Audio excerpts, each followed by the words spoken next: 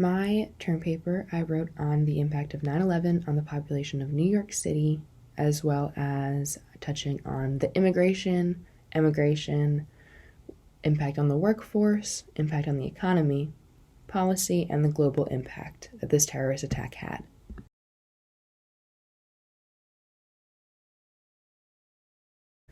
Now, I chose this topic because I have a personal connection to it. My father would have died if he didn't have a headache and going late to work on 9/11. He worked in the World Trade Center, so he was able to, thankfully, walk away from that, but many people weren't. So again, this essay focuses on the impact, as well as some attention will be paid to different boroughs of New York City population, but the main focus is on the New York City whole.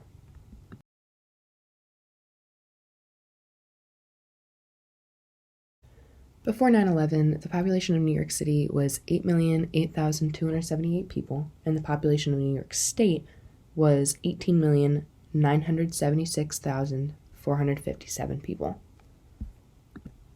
New York City has always been a very popular location for immigrants to come in due to the promises it seems to have, such as job availability, as well as stability with, again, a job, as well as financial stability. There was immigration regulation as well as visa regulation, but it was not as heavily regulated as it would become. When 9/11 hit, it was expected to cause a drastic drop in the population of the city, as well as the number of people coming into the city, simply because it was such a large and drastic and impactful event. This actually was not the case, and instead the population of New York State rose from 18,976,457 people in 2000 to 19,157,732 people in just 2 years, from 2000 to 2002.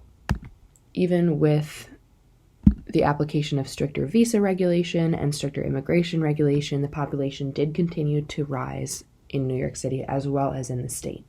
So 9/11 did not have as hard of an impact on that aspect of life as most people did think would happen.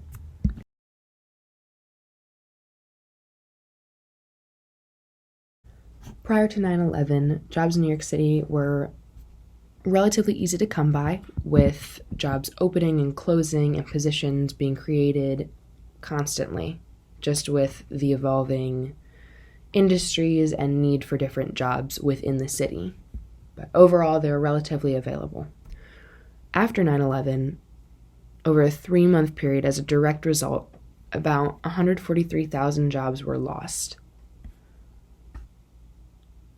Majority of the jobs that were lost or affected most heavily were in the export district of the city, and that includes industries such as transportation and management.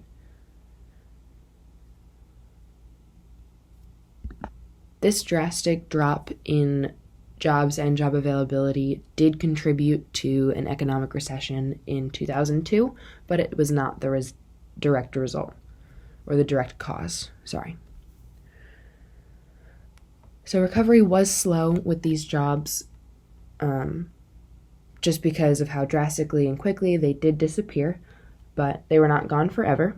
A lot of the jobs were relocated to other buildings that were available, replaced by more needed and impactful job positions, or put on a relatively long pause until the city recovered enough that these jobs could be brought back. So while new jobs emerging was a turning point, more people being employed, again, it was slow and steady, but it did happen.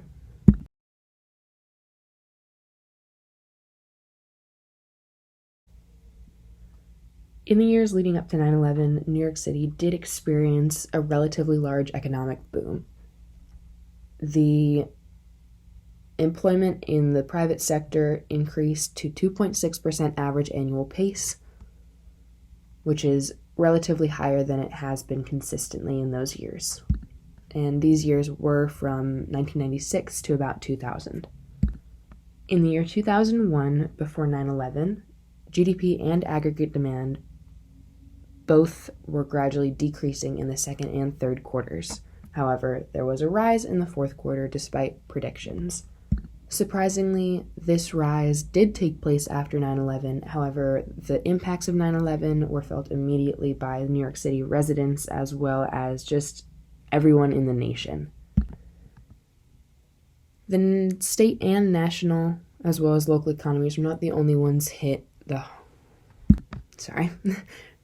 So the local, state, and national economies within New York City, New York State, and the United States were not the only economies that were altered. 9/11 did have a short impact on the GDP as well as the aggregate demand of the global economy, though they were short-lived. 9/11 was an event that factored into the economic recession that the United States faced. However, the economy was already weakened prior to the attack. The results of 9/11 were certainly felt, but not as drastically as people had predicted previously.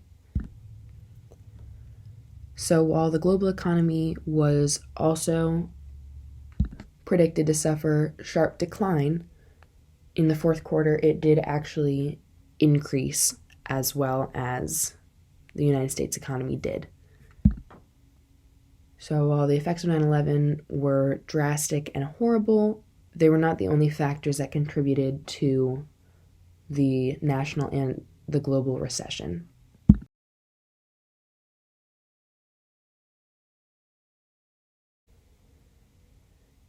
Similar to the effects of 9/11 on immigration, emigration was predicted to experience a drastic increase out of the city.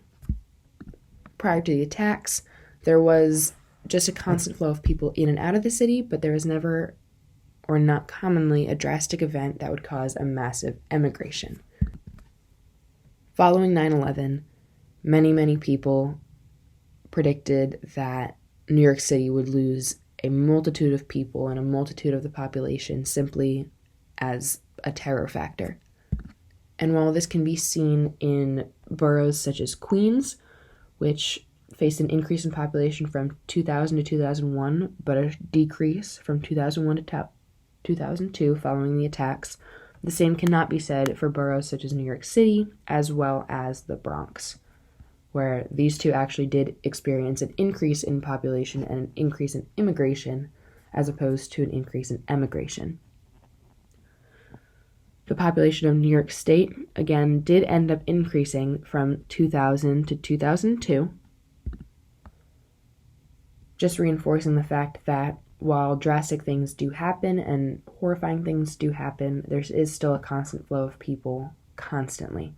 So 9/11 did not have the effect that many people did predict. While it did have certain effects on boroughs within New York, the state overall did not suffer as drastically as previously thought.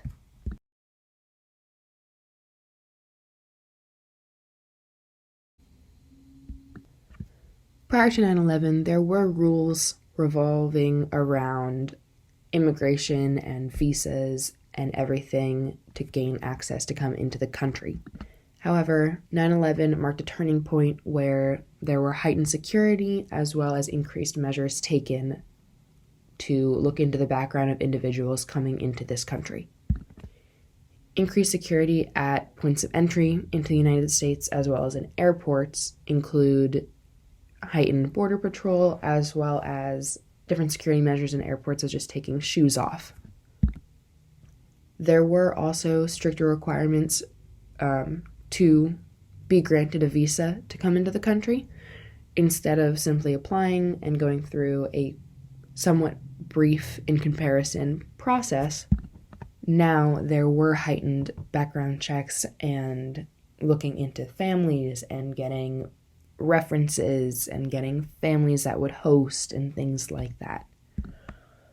So a large takeaway from the impact on policy was the creation of the Department of Homeland Security, which was made up of about 40 different federal agencies that were recognized under this umbrella of the Department of Homeland Security.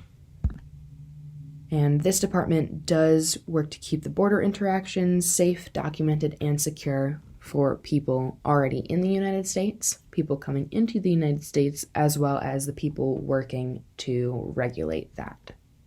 So policy in the United States, as well as the impact of our policy on immigration, did face some pretty drastic upheaval and alteration following 9/11.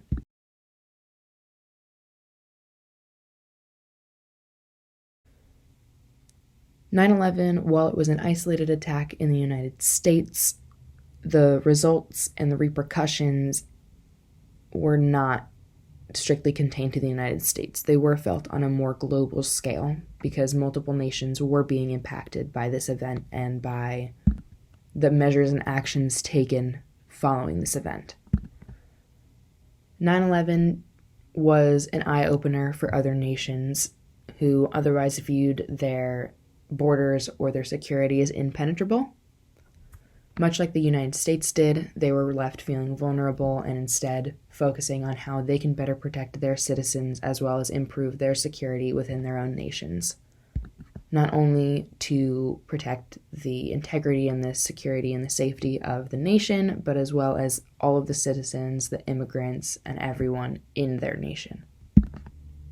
So with an increase in immigration policies, as well as immigration refusals, visa refusals, and things of that nature, discrimination did find its way into the forefront, with different people being discriminated against based on their race, their skin tone, how they dressed, and other things like that. People were actually declined visas based on the assumption of terrorist activity, which in and of itself is somewhat racial profiling, and a number of visas issued to Muslim people as well as Arabic people did see a drastic decrease, as well as people from the Middle East, just because of this horrible discrimination against them. The occurrence of hate crimes towards different groups of people did increase as well in the United States, as well as on a global scale. The United States' Department of Homeland Security does have a global impact just with the effect that it has on immigration into the United States for people seeking refuge or safety from their own home nations. So 9/11 did have a pretty drastic global impact and not only national or statewide.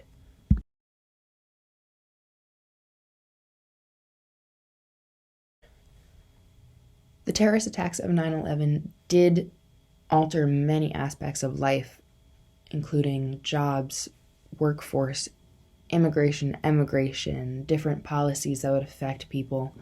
There was just an overall heavy presence following the attacks. Jobs that were created included different jobs to help ensure safety, as well as just clean up the residual effects and materials from 9/11. Immigration and emigration were not as drastically impacted as previously thought, and while they did face differences in their numbers than previous years, overall, immigration did face a consistent rise, and emigration did not face a rise that was that consistent. Certain boroughs faced those effects more heavily, but overall, immigration and emigration were relatively consistent as previous years. The economy felt immediate effects of 9/11, though they were not long-term, and while 9/11 did contribute as a factor in sending not only the nation, but the globe into a global recession, these events from 9/11 were not as impactful on the national, state, local, global economies as previously thought.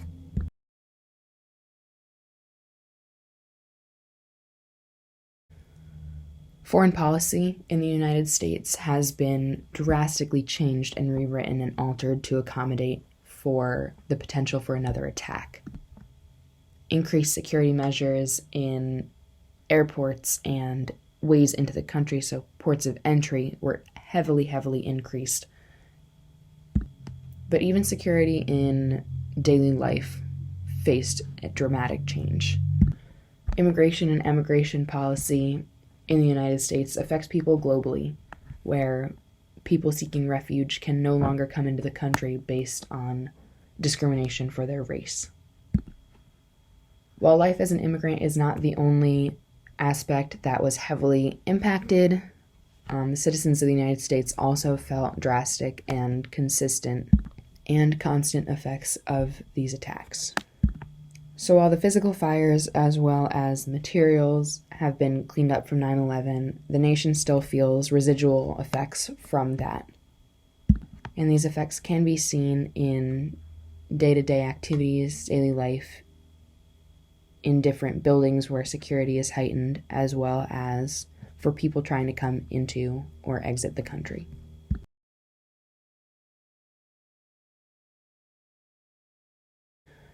Here are my references, and I just want to thank you for such an educational class, and I appreciate it, and I wish you luck in the future.